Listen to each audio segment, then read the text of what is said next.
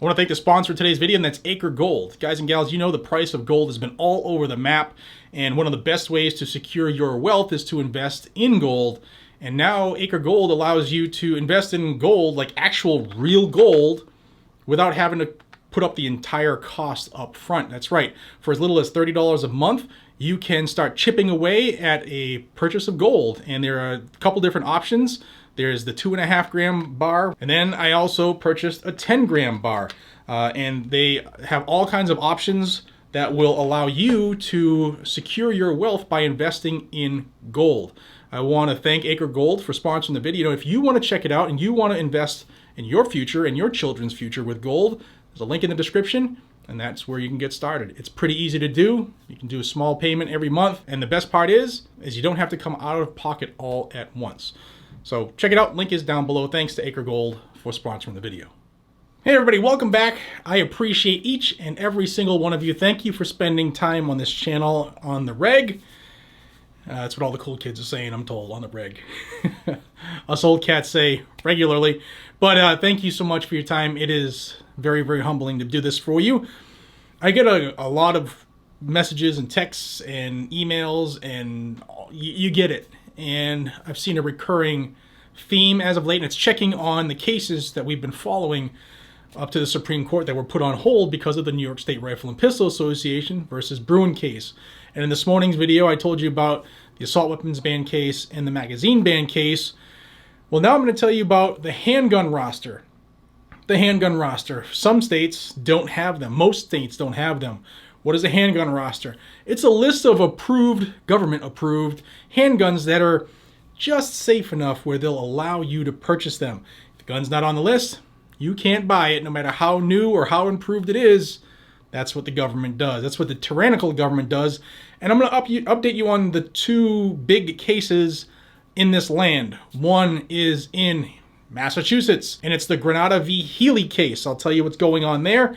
And I'm also going to tell you about the Boland v. Bonta case in California. Very, very similar cases, slightly different, but each one of them are going to be shattered because of the precedent set in the Supreme Court's decision. Clarence Thomas is awesome in the Bruin decision. And what the Bruin decision said, as a reminder, is that anything looking to infringe upon the Second Amendment right of an American citizen has to pass the text, history, and tradition test. And that's it. Is it in the verbiage of the Second Amendment? And none of these bans are. Is it in the history of the country, in the tradition of the country, in and around the time of the writing of the Second Amendment? And none of this bull crap was. So let's go to Massachusetts. I have the dates to keep everybody up to date because I get a ton of questions about this one, obviously, because I live here. Now, I'm also going to tell you that this case is a Firearms Policy Coalition case. There will be a link in the description of this video and in the pinned comment if you would like to join Firearms Policy Coalition or support Firearms Policy Coalition. I always say support those who support you. You can also support them by buying the FPC coffee. Let me knock over my stuff here if you haven't seen it. Boom! You can get this at blackoutcoffee.com/GNG.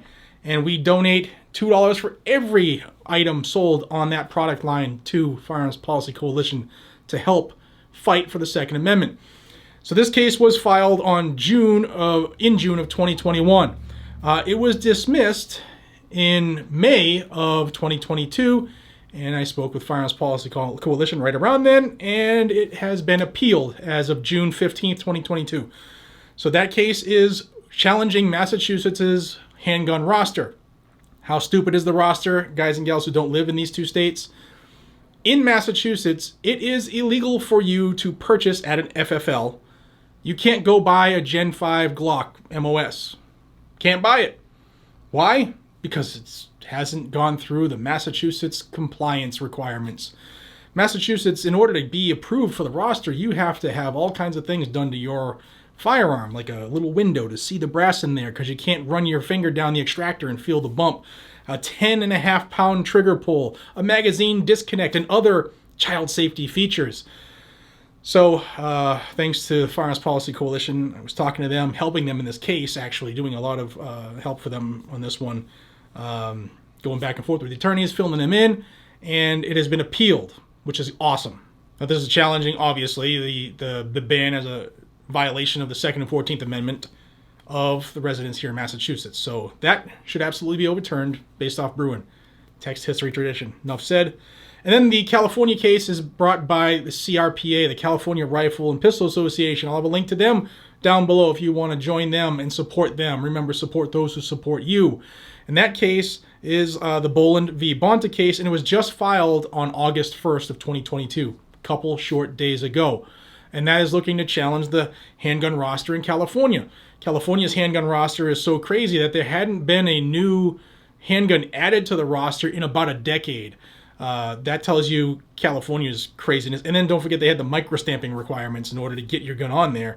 And then for every gun that was going to get on there, 2 were going to be taken off. They're both gun bans.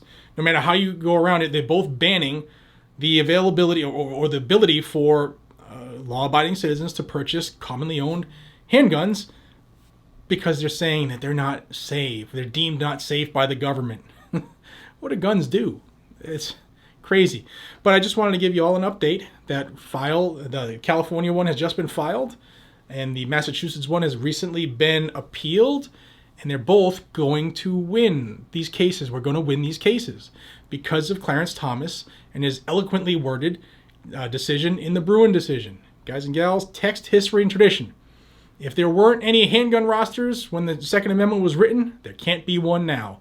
If there weren't any magazine bans, then there can't be any now. If there weren't any type of weapon bans in general, assault weapons, scary, musket bans, then there can't be any now.